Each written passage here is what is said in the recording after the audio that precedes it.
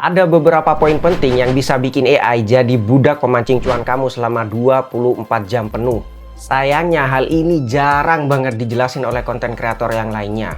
Tapi di video kali ini, aku bakal share ke kamu beberapa poin tersebut secara gratis. Gini deh, kalau kamu disuruh bosmu buat bikin presentasi dadakan di hari libur, mungkin kamu bisa aja alokasikan waktu 1 sampai beberapa jam buat nyelesain tugas itu dan dapat apresiasi dari bos kamu itu.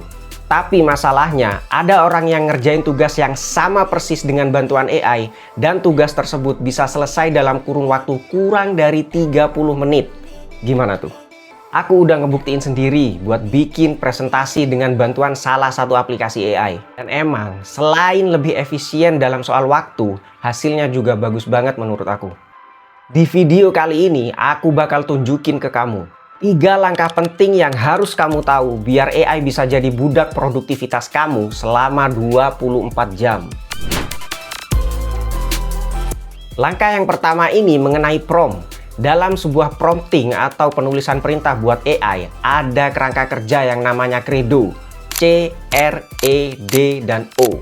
C untuk konteks, R untuk role, E untuk exclusion, D untuk detail atau task, dan yang terakhir adalah O untuk output. Tenang, aku jelasin satu-satu.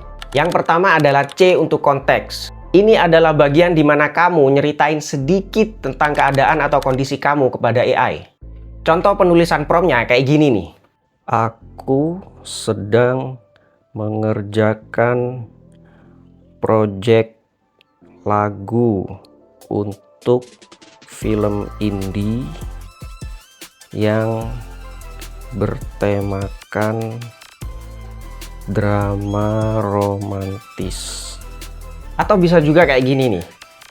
Aku baru saja membuka warung seblak di depan SMA X.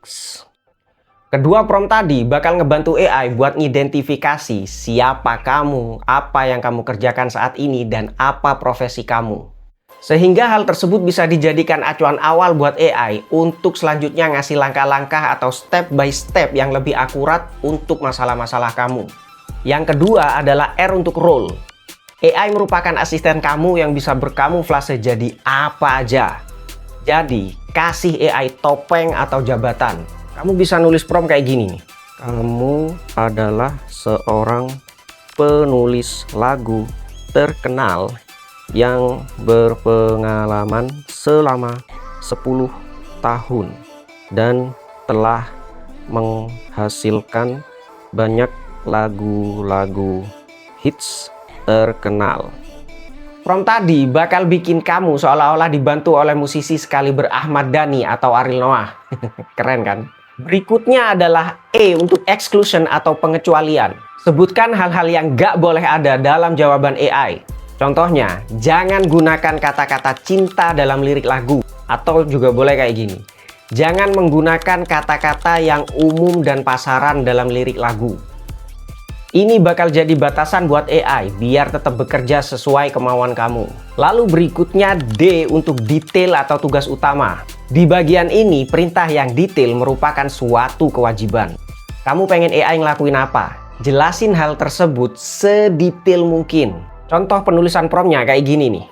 Tuliskan lirik lagu tema cinta yang menceritakan tentang seorang pria yang lama memendam perasaan untuk perempuan idamannya, lalu diberi kesempatan untuk bisa jadi kekasih perempuan tersebut hanya dalam 1 hari, karena satu momen di mana perempuan tersebut lupa ingatan jangka pendek.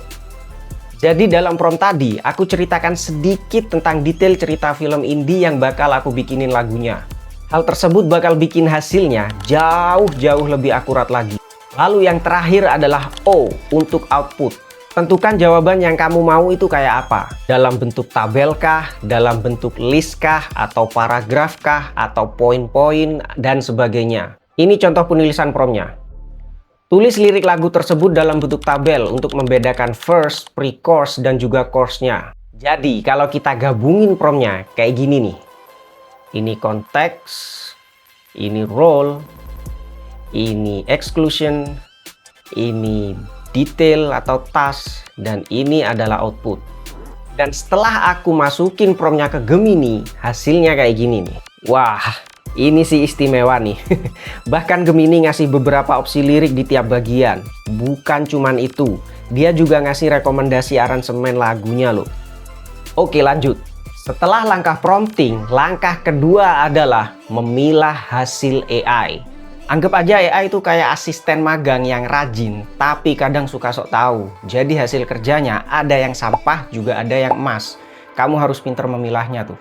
Ciri-ciri hasil sampah tuh, satu, terlalu umum, isinya cuman basa-basi doang yang semua orang udah pada tahu. Contohnya kalau kamu nanya AI kayak gini nih, gimana cara tubuhku sehat? Maka dia jawabnya kayak gini. Kalau kamu ingin sehat, makanlah makanan yang bergizi dan juga olahraga. Klise banget kan? Lalu yang kedua, sok tahu. AI itu suka ngasih data, angka, nama yang terasa asing dan gak bisa ditemuin di Google. Jadi, cek lagi semua data, angka, ataupun nama yang AI kasih ke kamu. Yang ketiga, bertele-tele. Jadi AI itu seringkali ngasih jawaban yang panjang banget, tapi sama sekali nggak nyelesain masalah kamu. Nah, sedangkan ciri-ciri hasil yang emas, satu, sangat spesifik. Jadi dia ngasih jawaban yang super akurat dan isinya adalah solusi nyata yang bisa langsung kamu praktekin. Yang kedua, masuk akal. Jadi jawabannya tuh nyambung banget dan gak bertabrakan dengan kenyataan. Dan yang ketiga, bikin klik. Jadi maksudnya jawaban AI ngebantu kamu melihat masalah kamu dari sudut pandang yang bener-bener baru yang gak pernah terpikirkan sebelumnya. Nah, buat ngetes hasil sampah dan juga hasil emas dari AI, aku udah nyoba buat pembuatan lirik lagu di Gemini nih. Hasil sampah dari percobaan pertama kayak gini nih. Jadi liriknya tuh umum banget, kayak yang pasaran banget lah. Nah, sedangkan hasil yang emas setelah percobaan kedua kayak gini nih. Kelihatan banget kan bedanya? Jadi intinya, jangan langsung percaya sama satu hasil kerja AI. Cek lagi semuanya. Kalau hal itu bisa ditambahin dengan penambahan dari kamu sebagai bosnya, lakuin. Tapi kalau enggak, suruh AI ngerjain tugas itu lagi sampai hasilnya benar-benar sesuai kemauan kamu. Langkah yang ketiga atau yang terakhir ini adalah memasukkan hasil AI ke dalam sistem kerja nyata. Bayangin AI itu kayak anak magang yang pinter banget, tapi kadang kurang teliti. Dia bisa ngerjain banyak hal dengan cepat, tapi kamu tetap harus ngecek semua hasilnya sebelum dieksekusi. Berikut adalah cara sederhana gimana memasukkan hasil AI ke dalam pekerjaan sehari-hari. Ini tuh sama persis dengan apa yang aku jelasin sebelumnya. Hasil AI itu gak selalu sempurna, AI juga bisa salah dan kadang juga bisa ngarang cerita. Jadi baca lagi, pastikan kalimatnya masuk akal. Dan sekali lagi, kalau AI ngasih data, angka, nama, ataupun sumber ke kamu, pastikan semua itu benar di Google atau di dokumen asli kamu. Dan yang gak kalah pentingnya adalah tambahin jawaban AI dengan sentuhan manusia dari kamu, biar jawabannya gak kaku kayak robot. Jadi maksudnya, masukkan juga pengalaman atau opini kamu ke dalam hasil jawaban AI. Intinya, hasil AI bukanlah hasil final yang siap eksekusi. Jadi harus dilakukan beberapa pengecekan dulu. Lalu poin kedua dalam memasukkan hasil AI ke dalam sistem kerja nyata adalah gunakan format yang pas. Jangan biarin jawaban AI berantakan. Mintalah AI buat merapikannya, biar kamu tinggal copy paste. Copy paste apa copy paste ya? Pokoknya itulah. Ini udah aku jelasin di poin prompting tadi. Di dalam kerangka kerja Credo, huruf terakhirnya adalah O, yaitu output. Jadi output ini maksudnya adalah menyuruh AI buat ngasilin jawaban dengan format tertentu seperti tabel, ataupun paragraf, atau poin-poin, atau hal yang semacamnya yang menurut kamu pas buat kamu. Dan tujuannya adalah biar kamu nggak ribet nata-nata lagi hasil AI. Jadi ketika AI sudah selesai ngerjain tugasnya, kamu tinggal copy-paste hasil kerja tersebut. Kamu bosnya, sedangkan AI cuman karyawan. Titik. Lalu poin berikutnya adalah simpan aset prompt dengan hasil akurat. Kumpulin perintah atau prompt yang udah pernah kamu tulis buat AI. Ingat, cuman perintah-perintah yang hasilnya akurat doang loh ya. Kamu pilih deh tuh. Copy ke aplikasi Note, Google Doc, ataupun Word. Terserahlah di mana aja yang semacamnya. Jadi, sewaktu-waktu kamu butuh tuh prompt, kamu tinggal nyomot buat mengefisiensi waktu. Poin yang terakhir ini sifatnya opsional sih menurutku. Kamu bisa buat AI bekerja secara otomatis, jadi nggak perlu buka tutup aplikasi lagi. Kamu bisa pakai alat kayak Zapier AI yang bisa ngehubungin AI dengan aplikasi lain seperti Google Doc, Google Sheet, Google Calendar, Gmail, dan aplikasi-aplikasi lainnya. Tapi jujur, setelah aku nyobain langkah ini dengan aplikasi Zapier AI, ini ribet banget sih. Kalau kamu masih awam dan baru nyobain AI, saranku sih nggak perlu ngelakuin langkah yang terakhir ini dulu deh. Atau buat kamu yang punya rekomendasi alat AI semacam Zapier yang lebih friendly buat orang-orang yang baru main AI, kamu bisa share di kolom komentar.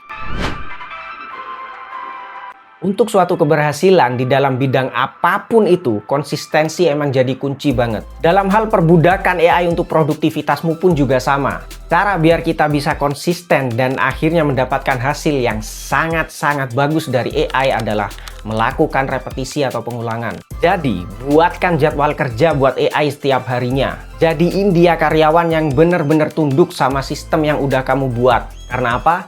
Karena AI nggak punya emosi atau perasaan. Jadi, AI nggak bakal pernah komplain sama perintah yang kamu kasih ke dia, seberat apapun perintahnya. Dan yang terpenting, dia nggak minta gaji. Jadi, inti dari semua penjelasan di video kali ini, jangan mau kemakan sama statement AI itu bakal ngebuat manusia pengangguran, miskin, dan akhirnya punah. kita manusia punya otak yang nggak bakal pernah bisa ditiru 100% oleh AI. Sampai kapanpun, AI tetap butuh manusia. Sekian pembahasan di video kali ini. Kalau kamu mau komen, langsung aja komen di kolom komentar. Aku Noval, sampai jumpa di video selanjutnya.